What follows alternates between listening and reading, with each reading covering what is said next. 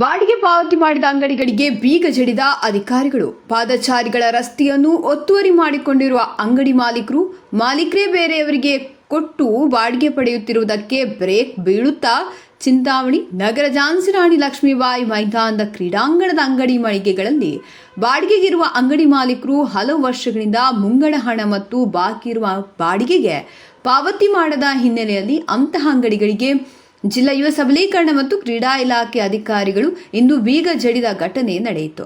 ಜಿಲ್ಲಾ ಯುವ ಸಬಲೀಕರಣ ಮತ್ತು ಕ್ರೀಡಾ ಇಲಾಖೆ ಸಹಾಯಕ ನಿರ್ದೇಶಕ ವಿಜಯಕುಮಾರ್ ಅವರು ಇಂದು ಸೂಕ್ತ ಪೊಲೀಸ್ ಬಂದೋಬಸ್ತ್ ನೇತೃತ್ವದಲ್ಲಿ ಬಾಕಿ ಪಾವತಿ ಮಾಡದ ಎಲ್ಲ ಅಂಗಡಿಗಳಿಗೆ ಬೀಗ ಜಡಿದ ಘಟನೆ ನಡೆಯಿತು. ಅಧಿಕಾರಿಗಳು ಹಲವಾರು ಬಾರಿ ಬಾಡಿಗೆ ಪಾವತಿ ಮಾಡುವಂತೆ ನೋಟಿಸ್ ಸಹ ನೀಡಿದ್ದು, ನೋಟಿಸ್ಗೆ ಸ್ಪಂದನೆ ಮಾಡದ ಅಂಗಡಿ ಮಾಲೀಕರಿಗೆ ಇಂದು ಅಧಿಕಾರಿಗಳು ದಿಢೀರನೆ ಅಂಗಡಿಗೆ ಬೀಗ ಜಡಿದ ಪರಿಣಾಮ ತಬ್ಬಿಬ್ಬಾಗಿ ಸಮಯಾವಕಾಶ ಕೊಡುವಂತೆ ಅಂಗಡಿ ಮಾಲೀಕರು ಕೋರಿದ್ರು. ಅಧಿಕಾರಿಗಳು ಯಾವುದೇ ಸಮಯ ನೀಡದೆ ಅಂಗಡಿಗಳಿಗೆ ಬೀಗ ಜಡಿಯುವಲ್ಲಿ ಯಶಸ್ವಿಯಾದರು. ಈ ಸಂದರ್ಭದಲ್ಲಿ ಮಾತನಾಡಿದ ಜಿಲ್ಲಾ ಯುವ ಸಬಲೀಕರಣ ಮತ್ತು ಕ್ರೀಡಾ ಇಲಾಖೆ ಸಹಾಯಕ ನಿರ್ದೇಶಕ ವಿಜಯಕುಮಾರ್ ಭೇಟಿ ಮಾಡಿದ ವರದಿಗಾರರೊಂದಿಗೆ ಮಾತನಾಡಿ, ನಾನು ಅಧಿಕಾರ ವಹಿಸಿಕೊಂಡು 1 ವರ್ಷವಾಗಿದೆ. 1 ವರ್ಷದಿಂದ 12 ಲಕ್ಷ ರೂಪಾಯಿ ಬಾಡಿಗೆ ವಸೂಲಿ ಮಾಡಿದ್ದೇನೆ. ಇನ್ನು 60 ಲಕ್ಷ ಬಾಕಿ ಇದೆ.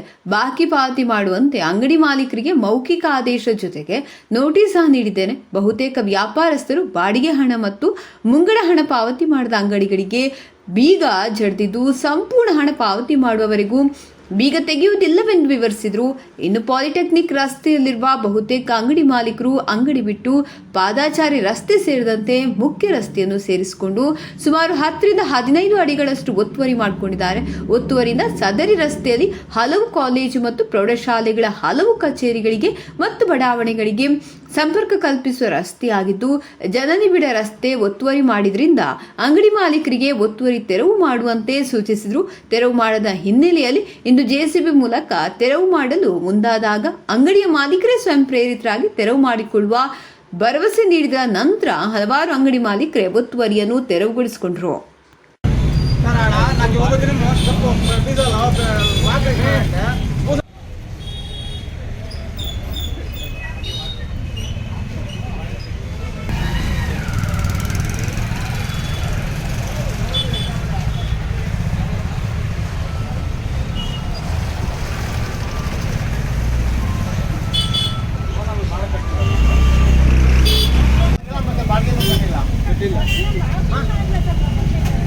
ದುಡ್ಡು ಕಟ್ಟಿದ್ರಮ್ಮ, ರಿಜಿಸ್ಟರ್ ಏನಿಲ್ಲ, ಬಾಡಿಗೆ ಇಲ್ಲ. ಯಾವಾಗ ಕೊಡೋದು? ಯಾವಾಗ ಕೊಡ್ತೀರಾ? ಎಲ್ರು ಹಂಗೇನೆ ಹೇಳೋದು.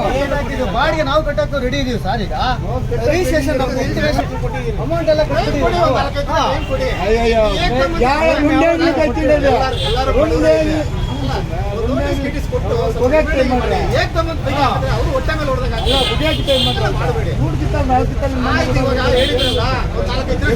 ಸಾಲ ಎಲ್ಲರೂ ನಾವು ಸಾಲ ಮಾಡಿ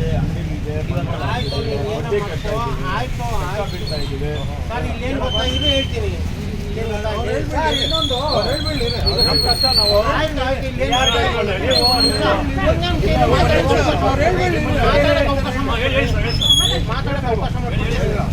ಇಲ್ಲಿ ಏನ್ ಗೊತ್ತಾ, ಹರಾಜಲ್ಲಿ ತಗೊಂಡಿರೋದ ಯಾರು ಎಲ್ಲ ಬಾಡಿಗೆ ಕೊಟ್ಬಿಟ್ಟು 50,000 8,000 ಬಾಡಿಗೆ ಕೊಟ್ಬಿಟ್ಟು ಹೋಗ್ಬಿಟ್ಟವ್ರೆ. 1,000 ಬಾಡಿಗೆ ಕಟ್ಟಕ್ಕಾಗಲ್ಲ. 5-6 ವರ್ಷದಿಂದ ಬಾಡಿಗೆ ಪೆಂಡಿಂಗ್.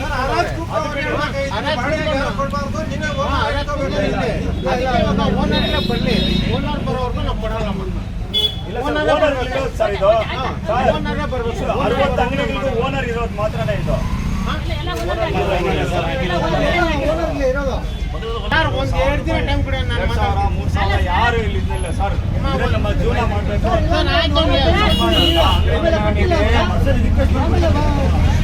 ಅಷ್ಟೇ ಸರ್. ಇಷ್ಟು ಅಂಗಡಿ ಕೊಟ್ಟರೆ ಅಲ್ಲ ಸರ್, ಎಲ್ಲರಿಗೂ ಅಲ್ಲ, ಎಲ್ಲರಿಗೂ ಕೊಡ್ಬೇಕು. ಎಲ್ಲರಿಗೂ 1ನೇ ತಾರೀಕು 30ನೇ ತಾರೀಕು ಇದಾಗಬೇಕು. ನಾವೆಲ್ಲ ಶಕ್ತಿ ಮಾಡ್ತೀವಿ.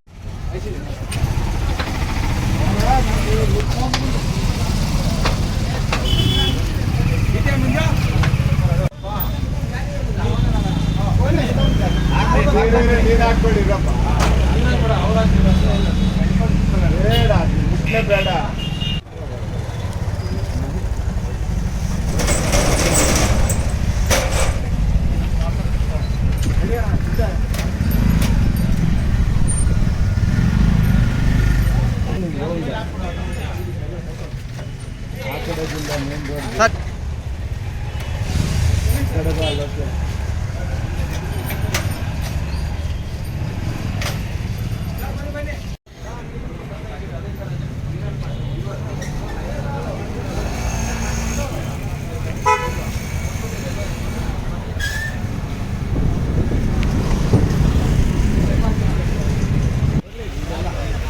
ಏನು ಅಡ್ಡು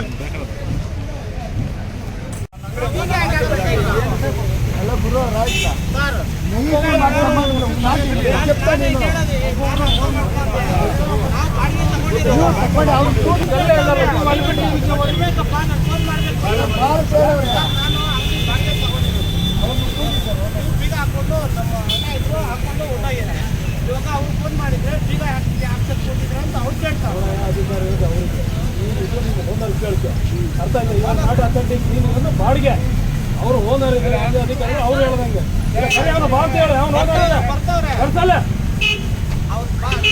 ಬಾಡಿಗೆ ಯಾಕೆ ಕೇಳಬೇಕದು ನಿಮ್ಮ ಕರ್ತವ್ಯ ನಿಮ್ಮ ಬಾಡಿಗೆ ಅದೆಲ್ಲ ಕ್ಲಿಯರ್ ಮಾಡೋ ನಿಮ್ಮ ಜವಾಬ್ದಾರಿ ಅದು ಮಾಡ್ರಿ. ಬನ್ನಿ ಅವ್ರು ಬನ್ನಿ ನಾನು ಮಾತಾಡ್ತೀನಿ.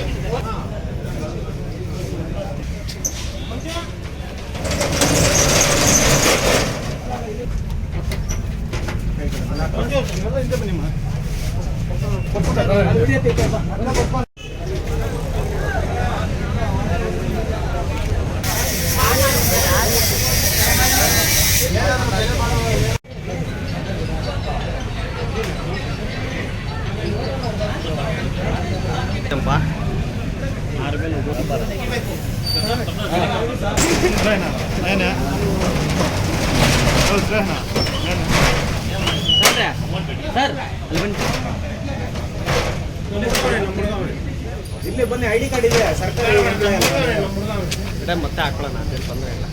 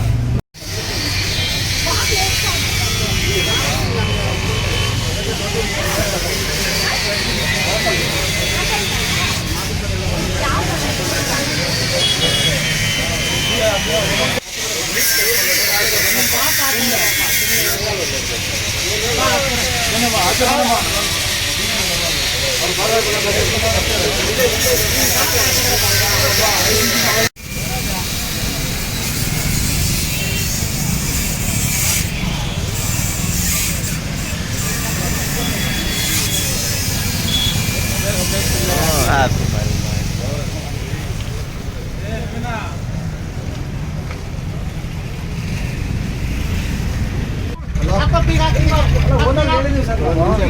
ಓನರ್ ಬರ್ತಾ ಇರಲಿಲ್ಲ ಇವಾಗ. ನನ್ಗೆ ಗೊತ್ತಿಲ್ಲ ನಮ್ಮ ಆಸ್ಪತ್ರೆ ಬಮ್ಮ ನೀನು ಒಂದಿರಪ್ಪ ನಾನು ಒಂದಿರಪ್ಪ ಮಾತಾಡೇ ಬಮ್ಮ ಖಾಲಿ ಮಾಡ್ತಾ ಇದ್ದೀವಿ ಸರ್. ಓನರ್ ಓನರ್ ಬರ್ತಾ ಇದ್ದಾರೆ. ಓನರ್ ಬರ್ತಾ ಇದ್ದಾರೆ.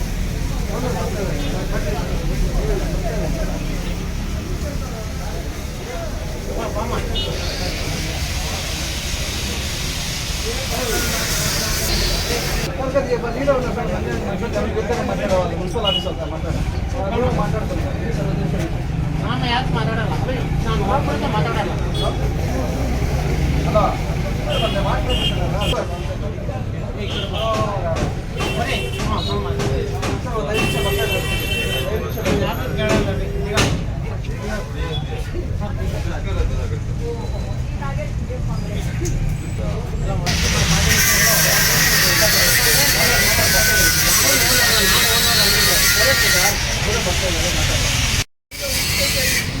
పెళ్లి సుట్టేదా కొడదా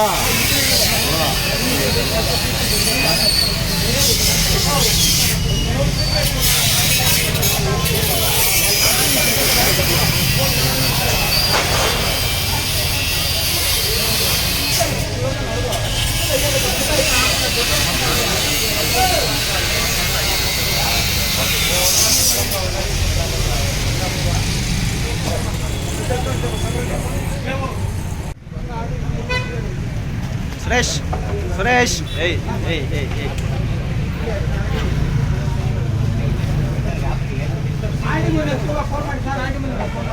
ಇದೇ ಕೆಲಸ ಸಡನ್ ಬಂದು ಚಿಕ್ಕ ಅಂಗಡಿಯಲ್ಲಿ ಬಡವರು ಇಲ್ಲೆಲ್ಲ ಕೆಲಸ ಮಾಡೋರೆಲ್ಲ ಕೂಲಿ ಕಾರ್ಮಿಕರು ದಿನ 500,000 ರೂಪಾಯಿ ಸಂಪಾದನೆ ಮಾಡೋದು. ನೋಟಿಸ್ ಏನು ಕೊಟ್ಟಿಲ್ಲ ಬಾಡಿಗೆ ಕೊಡ್ಬೇಕಂತ ಕೊಟ್ಟಿದ್ದಾರೆ, ನೋಟಿಸ್ ಕೊಟ್ಟಿದ್ದಾರೆ. ಯಾಕೆ ನಮ್ಗೇನು ತೊಂದರೆ ಅಂದರೆ ರಿಜಿಸ್ಟರ್ ಮಾಡಿಕೊಟ್ಟಿಲ್ಲ. ನಮ್ಗೆ ಪ್ರೂಫ್ ಏನಿಲ್ಲ ಸರ್. ನಮ್ಗೆ 7 ಲಕ್ಷ ದುಡ್ಡು ಈಗ ಅವ್ರು ಕೇಳ್ತಾ ಇರೋದು ಬರೀ ಬಾಡಿಗೆ ತಾನೆ. ನಮ್ಗೆ ಬಾಡಿಗೆ ಎಷ್ಟು ಮೇಡಮ್ ಇರೋದು? ರಿಜಿಸ್ಟ್ರಿ ಆಗಿಲ್ಲ ಅಂದ್ರೆ ಬಾಡಿಗೆ ಹೆಂಗ್ ಕಟ್ಟೋದು? ಯಾವ ಲೆಕ್ಕ ಕಟ್ಟೋದು? ಯಾವ ಡಾಕ್ಯುಮೆಂಟ್ ಕಟ್ಟೋದು? ನಮ್ಮಲ್ಲಿ ಪ್ರೂಫ್ ಏನಿದೆ ನಮ್ಮ ಹತ್ರ? ಈಗ ಅದಕ್ಕೋಸ್ಕರ ಈಗ ಅವರೆಲ್ಲ ವಿಚಾರ ಏನಂದ್ರೆ ನಮ್ಮ ಅಂಗಡಿಗಳಿಗೆ ನಾವು ಬಾಡಿಗೆ ಯಾಕೆ ಕಟ್ಟೋದಿಲ್ವೋ ಅಂತ ಅಂಗಡಿ ಮುಗ್ಗಟ್ಟುಗಳನ್ನ ಲಾಕ್ ಮಾಡ್ತೀವಿ ಅಂತ ಅವರು ಅಧಿಕಾರಿಗಳು ತಮಗೆ ಆಲ್ರೆಡಿ ಮಾಹಿತಿ ಕೊಟ್ಟಿದ್ದೀವಿ ಅಂತ ಹೇಳ್ತಾ ಇದ್ದಾರೆ.